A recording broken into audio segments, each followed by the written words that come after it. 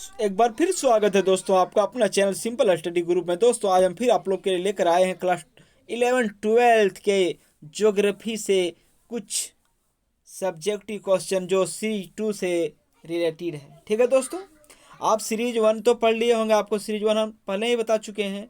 चलिए आज हम आपको ज्योग्राफी का सीरीज 2 का क्वेश्चन लेकर आए हैं जो आपके एग्जाम के लिए काफ़ी इम्पोर्टेंट है। दोस्तों वीडियो शुरू करने से पहले हम आपसे यही रिक्वेस्ट करेंगे कि आप हमारे चैनल में यदि नहीं होंगे तो हमारे चैनल को सब्सक्राइब करना ना भूलें। ठीक है दोस्तों, चलो वीडियो की शुरुआत करते हैं। दोस्तों क्वेश्चन आपके सामने, सौर मंडल में कितने ग्रह हैं? सौर मंडल में कितने ग्रह हैं? तो इसका आंसर क्या है दोस्तों? सौर मंडल में कितने ग्रह हैं? सौर मंडल में, ये तो आपको मालूम होना चाहिए कि सौर मंडल में कितने ग्रह हैं। तो सौर मंडल देखिए, संपूर्ण सौर मंडल में सूर्य, 9 ग्रह तथा उसके उपग्रह शामिल है। ठीक है, 9 ग्रह और सभी ग्रहों के उपग्रह होते हैं दोस्तों। चलिए क्वेश्चन नंबर 2 को हम देखते हैं। क्वेश्चन नंबर 2 क्या है? क्वेश्चन नंबर 2 है, पृथ्वी के अकेले प्राकृतिक उपग्रह का नाम बताएं। ये तो आपको मालूम होना चाहिए कि पृथ्वी एक सौर मंडल का हिस्सा है। ठीक है दोस्तों, और पृथ्वी का भी उपग्रह है, उसका नाम क्या है? उसका नाम है दोस्तों चंद्रमा। ठीक है, क्वेश्चन नंबर 3 हम देखते हैं। क्वेश्चन नंबर 3 क्या है? पृथ्वी के उपग्रह के रूप में चंद्रमा की उत्पत्ति एक बड़े टकराव का नतीजा है। पृथ्वी के उपग्रह के रूप में चंद्रमा की उत्पत्ति एक क्या है दोस्तों? पृथ्वी के उपग्रह के रूप में। ठीक है दोस्तों, ठीक है दोस्तों, तो ये क्या है कि पृथ्वी के उपग्रह के रूप में चंद्रमा की उत्पत्ति एक बड़े टकराव की, बात तो सही है, नतीजा है। उसे क्या कहा जाता है? उसे क्या कहा जाता है दोस्तों? उसको कहा जाता है द बिग प्लेट। क्या कहा जाता है? The big splat. ठीक है, चलिए नेक्स्ट क्वेश्चन को देखते हैं दोस्तों। क्वेश्चन नंबर 4 आपके सामने क्या है? क्वेश्चन नंबर 4 आपके सामने, पृथ्वी की संरचना कैसी है? तो पृथ्वी की संरचना जो है वो कैसी है? पृथ्वी की संरचना है परतदार। ठीक है, चलिए नेक्स्ट क्वेश्चन को देखते हैं। नेक्स्ट क्वेश्चन क्या है दोस्तों? वायुमंडलीय पदार्थों का घनत्व सबसे अधिक है या सबसे कम? तो क्या है? तो वायुमंडलीय पदार्थों का जो घनत्व है दोस्तों वो क्या है? सबसे कम है। ठीक है, चलिए अगला क्वेश्चन को देखते हैं। अगला क्वेश्चन आपके सामने है, पृथ्वी पर कितने वर्षों पहले जीवन का विकास प्रारंभ हुआ था? तो पृथ्वी पर जो जीवन का विकास प्रारंभ हुआ था दोस्तों वो कितने वर्ष पहले हुआ था? वो 460 करोड़ वर्ष पहले हुआ था। ठीक है, चलिए नेक्स्ट क्वेश्चन को देखते हैं। नेक्स्ट क्वेश्चन क्या है दोस्तों? हल्के व भारी घनत्व वाले पदार्थों के पृथक होने की प्रक्रिया को क्या कहते हैं? हल्के व भारी जो पदार्थ होते हैं वो जब पृथक मतलब अलग होते हैं उसकी प्रक्रिया को क्या कहते हैं? तो उसकी प्रक्रिया को कहते हैं दोस्तों विभेदन। क्या कहा जाता है? विभेदन। ठीक है, चलिए नेक्स्ट क्वेश्चन देखते हैं। नेक्स्ट क्वेश्चन क्या है दोस्तों? नेक्स्ट क्वेश्चन आपके सामने है, पृथ्वी के वायुमंडलीय क्या है? पृथ्वी के वायुमंडल की वर्तमान संरचना में कौन कौन सी गैसों का प्रमुख योगदान है? पृथ्वी के वायुमंडल का की जो वर्तमान संरचना है उसमें कौन कौन सी गैस मिलकर ये बना है? ठीक है, तो नाइट्रोजन और ऑक्सीजन। ये क्या है दोस्तों?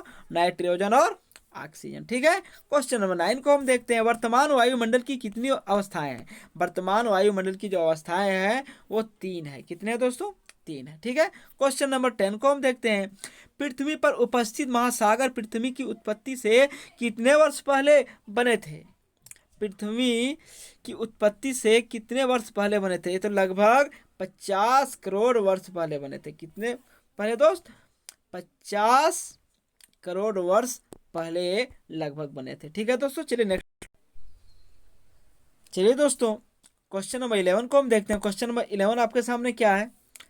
एक कोशीय जीवाणु से आज के मनुष्य तक जीवन के विकास का सार कहाँ से प्राप्त किया जा सकता है? कहाँ से प्राप्त किया जा सकता है?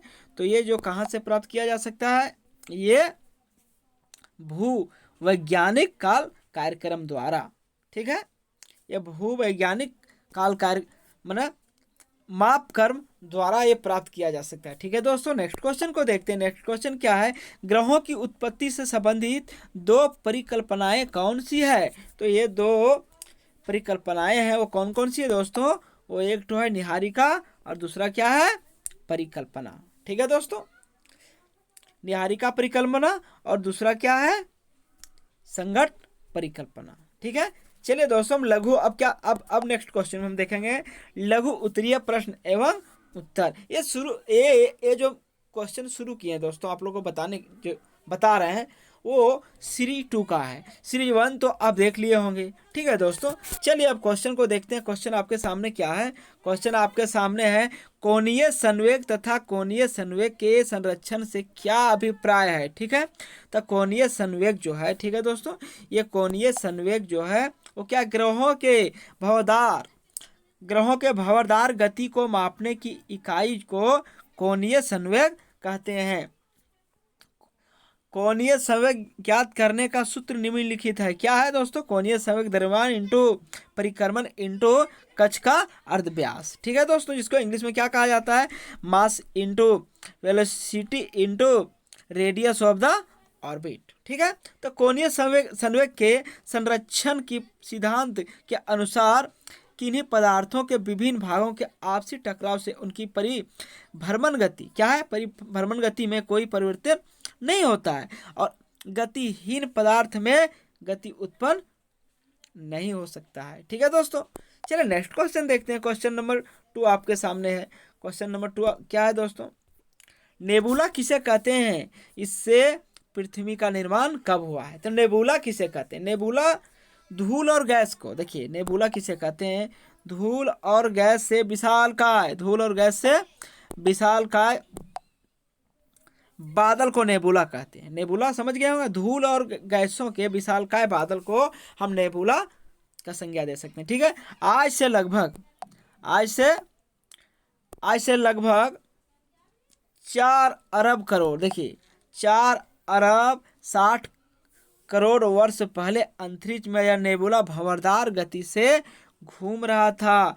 एक परिकल्पना के अनुसार पृथ्वी की उत्पत्ति नेबुला के ठंडे होने तथा सिकुड़ने से हुई है। ठीक है, समझ में आ गया होगा दोस्तों कि ये जो नेबुला है आज से लगभग 4 अरब 60 करोड़ वर्ष पहले अंतरिक्ष में यह नेबुला भंवरदार गति से घूम रहा था। एक परिकल्पना के अनुसार पृथ्वी की उत्पत्ति से क्या हुआ कि ठंडे होने तथा सिकुड़ने से हुई है। ठीक है, नेक्स्ट क्वेश्चन देखते हैं। नेक्स्ट क्वेश्चन क्या है दोस्तों, नेक्स्ट क्वेश्चन आपके सामने है क्वेश्चन नंबर 3।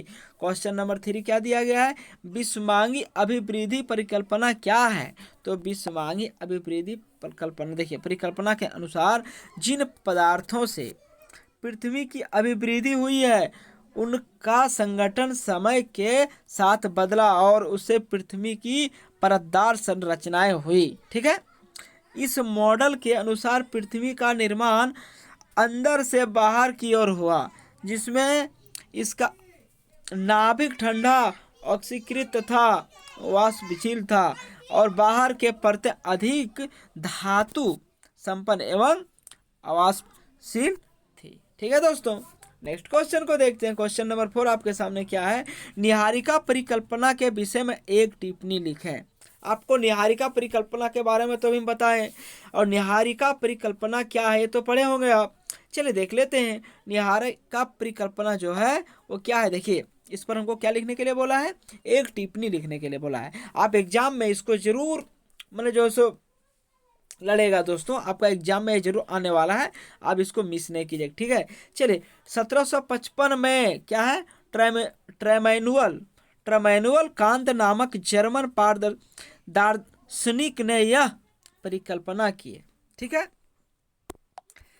क्या की है कि धीमी गति से चक्राकार घूमते गैस के बादल, जिन्हें नीहारिका कहते हैं, अनेक पृथक गोलाकार पिंडों में अनिर्दिष्ट तरीके से संघनित हुए और 1750 क्या है दोस्तों, देखिए 1796 में महान फ्रांसीसी गणितज्ञ जो थे लालपास ने लगभग इसी प्रकार के सिद्धांत का प्रस्ताव किया।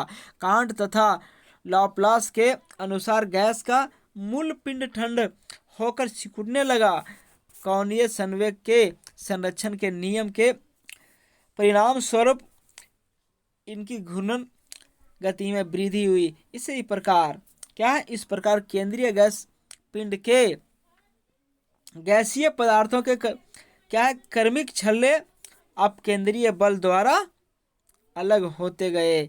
अंतिम चरण में छल्ले संघनित होकर ग्रह में बदल गए। ठीक है दोस्तों, चलिए नेक्स्ट क्वेश्चन को देखते हैं। नेक्स्ट क्वेश्चन क्या है, क्वेश्चन नंबर 5। क्वेश्चन नंबर 5 क्या है, नवजात सूर्य की उत्पत्ति किस प्रकार हुई है। नवजात सूर्य जो है उसकी उत्पत्ति जो है किस प्रकार हुई है, क्वेश्चन पूछा गया है दोस्तों। ठीक है, तो निहारिका तो भी बताएं, जिससे सौर मंडल की उत्पत्ति हुई है। निहारिका से सौर मंडल की उत्पत्ति हुई है के क्षेत्र में दाब और तापमान इतना बढ़ा कि इससे आणविक प्रतिक्रिया का आरंभ हुआ। मेघ में उपस्थित कुछ हाइड्रोजन का संकलन हीलियम से हुआ, जिससे भारी मात्रा में ऊर्जा मुक्त हुई। गैसीय संघ का विस्फोट हुआ, जिसमें क्या है, जिससे अभिनव तारे की उत्पत्ति हुई। इस विस्फोट से प्रधाता तरंगें उत्पन्न हुई है। ठीक है, ये अभी सीरीज में पढ़ाए थे दोस्तों। उन्होंने मेघ के अधिक सघन भाग की धक्का दिया और इससे वे अपने ही गुरुत्वाकर्षण के प्रभाव से खंडित हो गए। सघन क्रोड के गुरुत्वाकर्षण से अधिक पदार्थ इसकी ओर आकर्षित होते गए, जिससे यह अधिकाधिक विशाल और गर्म होता गया और इस प्रक्रिया में गर्म क्रोड एक आदि तारे के रूप में विकसित हुआ। अंत में यह आदि तारों ही नवजात सूर्य बन गया। ठीक है दोस्तों, आपको समझ में आ गया होगा कि नवजात सूर्य की उत्पत्ति कैसे हुई। ठीक, चलिए नेक्स्ट क्वेश्चन देखते हैं। क्वेश्चन नंबर 6 आपके सामने दिया गया है दोस्तों। क्वेश्चन नंबर 6 क्या है, समांगी अभिवृद्धि परिकल्पना की व्याख्या। तो समांगी अभिवृद्धि परिकल्पना जो है, समांगी अभिवृद्धि परिकल्पना की पृथ्वी की अभिवृद्धि सिलिकेंट कणों तथा धातु कणों के प्रैंगॉन मिश्रण से हुई है।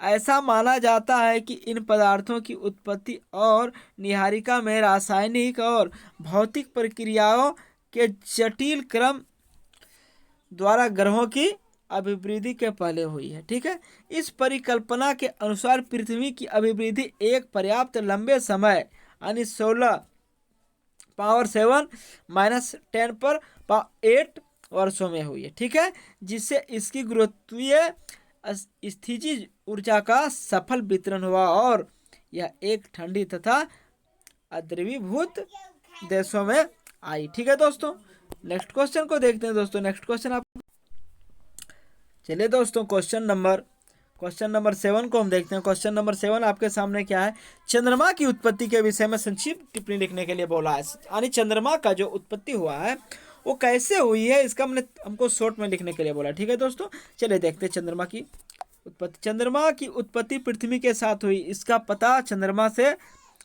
प्राप्त शैलों के विकिरण मिति काल निर्धारण से चलता है। ठीक है, यह प्रत्यक्ष रूप से दो संभावनाएं, आ तो सूर्य से गैसीय रूप से बाहर आया और बहुत छोटा होने के कारण पृथ्वी के आकर्षण शक्ति द्वारा खींच लिया गया, अथवा पृथ्वी पर एक विशाल उल्का पिंड जिसको बोला जाता है, ठीक है दोस्तों, के गिरने का कारण यह टूटकर अलग हुआ। यह क्षेत्र जहां उल्का पिंड गिरा एक महान परत बना, जिसमें पानी भर जाने से महासागर की रचना हुई। ठीक है, देखिए उल्का पिंड, महासागर की रचना कैसे हुई, एक विशाल उल्का पिंड गिरने के कारण जो टूट कर क्या हो गया, अलग हो गया, और वह क्षेत्र जहां उल्का पिंड गिरा एक महान गर्त बना, जिसमें पानी भर जाने से महासागर की उत्पत्ति हुई। ठीक है दोस्तों, रचना हुई। यह भूखंड जो टूटकर बाहर अंतरिक्ष में फेंका गया वो चंद्रमा बन गया। देखिए उल्का पिंड गिरने के कारण ही चंद्रमा की भी उत्पत्ति हुई है, उल्का पिंड गिरने के कारण ही महासागर भी बन की रचना हुई है। ठीक है दोस्तों, चलिए नेक्स्ट क्वेश्चन देखते हैं। नेक्स्ट क्वेश्चन क्या है, क्वेश्चन नंबर 8। क्वेश्चन नंबर 8 आपके सामने क्या है, ग्रहों के निर्माण की प्रथम अवस्था का वर्णन कीजिए। तार निहारिका के अंदर गैस के क्या है, तार निहारिका के अंदर गैस के गुंथित झुंड है। इन गुंथित झुंडों में गुरुत्वाकर्षण बल से गैसीय बादल में क्रोड का निर्माण हुआ है। ठीक है, और इस गैसीय क्रोड में के चारों तरफ गैस व धूलकणों की घूमती हुई तस्करी विकसित हुई है। ठीक है, नेक्स्ट क्वेश्चन देखते हैं दोस्तों। नेक्स्ट क्वेश्चन क्या है आपके सामने? नेक्स्ट क्वेश्चन है क्वेश्चन नंबर 9। क्वेश्चन नंबर 9 को आप जरूर पढ़ें। ठीक है, प्रकाश वर्ष क्या है, वर्णन कीजिए। प्रकाश वर्ष तो आप लाइट ईयर तो जरूर पढ़े होंगे। ठीक है, ये लाइट ईयर जो है, प्रकाश वर्ष समय का क्या है? समय का नहीं वरना दूरी का माप है। प्रकाश वर्ष जो है समय का नहीं, प्रकाश की गति 3 लाख किलोमीटर की प्रति सेकंड है। प्रकाश की गति कितना है? 3 लाख किलोमीटर की गति है, यानी प्रति सेकंड में। ठीक है दोस्तों, एक साल में प्रकाश कितनी दूरी तय करेगा? एक साल में प्रकाश की वह एक प्रकाश वर्ष होगा। एक साल में जैसे प्रकाश जितनी दूरी तय करता है वह एक प्रकाश वर्ष होगा, जिसको एक लाइट ईयर बोला जाता है। ठीक है दोस्तों, यदि 9.461 इंटू 101.2 किलोमीटर के बराबर है तो पृथ्वी व सूर्य की औसत दूरी 14,95,98,000 किलोमीटर है। ठीक है दोस्तों, प्रकाश के संदर्भ में यह प्रकाश वर्ष का केवल 8.311 मिनट है। ठीक है दोस्तों, चलिए क्वेश्चन नंबर 10 को देखते हैं। लास्ट क्वेश्चन अभी नहीं है दोस्तों, अभी और क्वेश्चन है। आप थोड़ा वीडियो में बने रहिएगा, वीडियो को स्किप नहीं कीजिएगा। ठीक है दोस्तों, नेक्स्ट क्वेश्चन क्या है? नेक्स्ट क्वेश्चन है जोबियन ग्रह किसे कहते हैं? देखिए, जोबियन ग्रह जो होता है वो किसे कहते हैं? हमारे सौर मंडल में 9 ग्रह है, तो आपको मालूम है कि सौर मंडल में 9 ग्रह है। पहले 4 ग्रह पार्थिव, जिसको टेरेस्ट्रियल ग्रह कहलाते हैं। ठीक है, अन्य 5 ग्रह गैस से बने विशाल ग्रह या सोवियत क्या है, या जोवियत, जोवियन समझते हैं, या जोबियन ग्रह कहलाती है। ठीक है, अन्य 5 ग्रह गैस से बने हुए विशाल ग्रहों या जोबियन कहलाते हैं। जोबियन का अर्थ है बृहस्पति की तरह। आपको मालूम है कि हमारे सौर मंडल में जितने भी ग्रह है, सभी ग्रहों से बड़े ग्रह कौन है? बृहस्पति ग्रह है। ठीक है दोस्तों, ये पार्थिव ग्रहों से विशाल है और इनका हाइड्रोजन व हीलियम से बना सघन वायुमंडल है। ठीक है दोस्तों, चलिए अब देखते हैं दीर्घ उत्तरीय प्रश्न एवं उत्तर। ठीक है दोस्तों, जीवन की उत्पत्ति के विषय में चर्चा कीजिए। जीवन की उत्पत्ति जो हुई है उसके विषय में थोड़ा दीर्घ ये है दोस्तों। ठीक है, पृथ्वी की जो उत्पत्ति है, ठीक है, अंतिम चरण जीवन की उत्पत्ति व विकास से संबंधित है। निस्संदेह पृथ्वी का आरंभिक वायुमंडल के जीवन के विकास के लिए अनुकूल नहीं था। आधुनिक विज्ञान जीवन व क्या है, जीवन और उत्पत्ति को एक तरह को रासायनिक प्रतिक्रिया बताते हैं, जिससे पहले जटिल जैव अणु बने और उनकी समूहन हुआ। यह समूहन ऐसा था जो अपने आप को दोहराता था और निर्जीव पदार्थों को जीवित तत्वों में परिवर्तित कर सका। हमारे ग्रह पर जीवन के चिन्ह अलग अलग समय की चट्टानों में पाए जाने वाले जीवाश्म के रूप में। ठीक है दोस्तों, जीवाश्म के रूप में है। 300 करोड़, देखिए 300 करोड़ साल पुरानी भौगोलिक, जिसको भौगोलिक शैलों में पाई जाने वाली सूक्ष्मदर्शी संरचना आज की शैवाल की संरचना से मिलती जुलती है।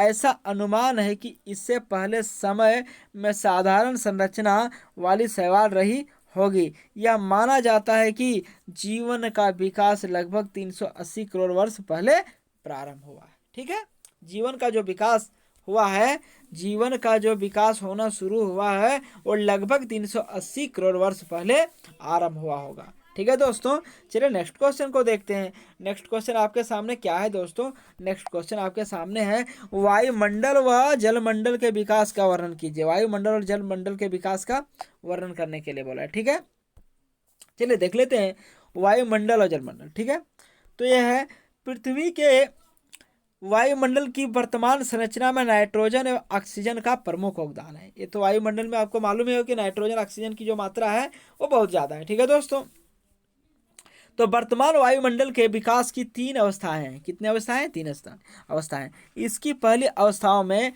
आदिकालिक वायुमंडलीय गैसों का वास है। दूसरी अवस्थाओं में पृथ्वी के भीतर से निकली भाप एवं जलवाष्प ने वायुमंडल के विकास में सहयोग किया है। अंत में वायुमंडल की संरचना को जैवमंडल की प्रकाश संश्लेषण प्रक्रिया ने संशोधित किया है। ठीक है दोस्तों, आगे देखते हैं। आगे क्या है? प्रारंभिक वायुमंडल जिसमें हाइड्रोजन व हीलियम की अधिकता थी और क्या है, और पवन के कारण पृथ्वी से दूर हो गया। ऐसा केवल पृथ्वी पर ही नहीं वरना सभी पार्थिव ग्रहों पर हुआ है। ठीक है, ऐसा सिर्फ पृथ्वी पर नहीं हुआ है, सभी पार्थिव ग्रहों पर। अर्थात क्या है? अर्थात सभी पार्थिव ग्रहों से सौर पवन के प्रभाव के कारण आदिकालिक वायुमंडल या तो दूर धकेल दिया गया था या समाप्त हो गया। यह वायुमंडल के विकास की पहली आवश्यकता थी। पृथ्वी के ठंडा होने और विभेदन के दौरान पृथ्वी के अंदरूनी भाग से बहुत सी गैसें, ठीक है दोस्तों, बहुत सी गैसें, ठीक है दोस्तों, आरंभ में वायुमंडल में जलवाष्प जिसको बोला जाता है नाइट्रोजन, कार्बन डाइऑक्साइड, मीथेन व अमोनिया अधिक मात्रा में और स्वतंत्र ऑक्सीजन बहुत कम थी। ठीक है, वह प्रक्रिया जिससे पृथ्वी के भीतरी भाग से गैसें धरती पर आई और इस गैस वर्जित यानी डेगाजिंग क्या बोला जाता है, डेगासिंग कहा जाता है। ठीक है, लगातार ज्वालामुखी तो आप समझते होंगे दोस्तों, ज्वालामुखी क्या होता है? ज्वालामुखी विस्फोट होने के, ठीक है, विस्फोट से वायुमंडल जल वाष्प से गैस बढ़ने लगी और पृथ्वी के ठंडा होने के साथ साथ जलवाष्प व संघनन शुरू हो गया। ठीक है, वायुमंडल में उपस्थित कार्बन डाइऑक्साइड के वर्षा के पानी में घुलने के तापमान और अधिक गिरावट आई। फलस्वरूप अधिक संघनन व अत्यधिक वर्षा हुई। पृथ्वी के धरातल पर वर्षा का जल गत्तों में इकट्ठा होने लगा जिससे महासागर बने। ठीक है, पृथ्वी पर उपस्थित महासागर पृथ्वी की उत्पत्ति से लगभग 50 करोड़ सालों के अंतर्गत क्या है बने। एक पहला इससे हमें पता चलता है कि महासागर 400 करोड़ साल पुराने हैं। लगभग 380 करोड़ साल पहले जीवन का विकास प्रारंभ हुआ है। ठीक है दोस्तों, इस तरह से दोस्तों आपके सामने ये क्वेश्चन है, आप इसको पूरा पढ़िए। चलिए क्वेश्चन 3 को देखते हैं। क्वेश्चन 3 क्या है? सौर मंडल के विकास का वर्णन कीजिए। सौर मंडल में जैसे सौर मंडल में जितने भी ग्रह है यानी सौर मंडल का विकास कैसे हुआ। संपूर्ण सौर मंडल में सूर्य 9 अब 8 ग्रह पर एक प्लूटो जो ग्रह था दोस्तों उसको निकाल दिया गया। ठीक है, अभी 8 ग्रह है तथा उनके उपग्रह शामिल है। सौर मंडल अनेक तारों से निर्मित मंदाकिनी का एक बहुत छोटा सा हिस्सा है। निहारिका जिससे सौर मंडल की उत्पत्ति हुई है, जो के केंद्र में दाब और तापमान इतना बढ़ा कि इससे आणविक प्रक्रिया का आरंभ हुआ। संघ में उपस्थित कुछ हाइड्रोजन का संकलन, ठीक है, हीलियम में हुआ है जिससे भारी मात्रा में ऊर्जा नियुक्त हुई है। ठीक है दोस्तों, अब देखिए गैसीय मैग का विस्फोट हुआ है जिससे अभिनव तारे की उत्पत्ति हुई है और इस विस्फोट के मेघ का संघनन विखंडन हुआ है। संघनन क्रोड के गुरुत्वाकर्षण से अधिक पदार्थ इसको और आकर्षित हुए हैं जिससे यह अधिक विशाल और गर्म होता गया। इस प्रक्रिया में गर्म क्रोड एक आदि तारे के रूप में विकसित हुआ है। इसे प्रोटोस्टार कहते हैं। तत्पश्चात यह आदि तारा ही नवजात सूर्य बन गया। ये आदि तारा जो है वो नवजात सूर्य बन गया। ठीक है दोस्तों, आज हम जानते हैं कि सूर्य एक तारा है और इसके चारों ओर घूमते हुए ग्रह एवं उपग्रह बहुत प्राचीन काल से इससे ही उत्पन्न हुए थे। सूर्य इसके 9 ग्रह अब 8 ग्रह है और ग्रहों के उपग्रह मिलकर सौरमंडल बना है। ठीक है दोस्तों, आज का वीडियो में ही समाप्त करते हैं, फिर मिलते हैं सीरीज 3 में। ठीक है दोस्तों, सीरीज 1 सीरीज 2 हम बता चुके हैं। अब सीरीज 3 में हम मिलेंगे, तब तक के लिए धन्यवाद। थैंक यू दोस्तों।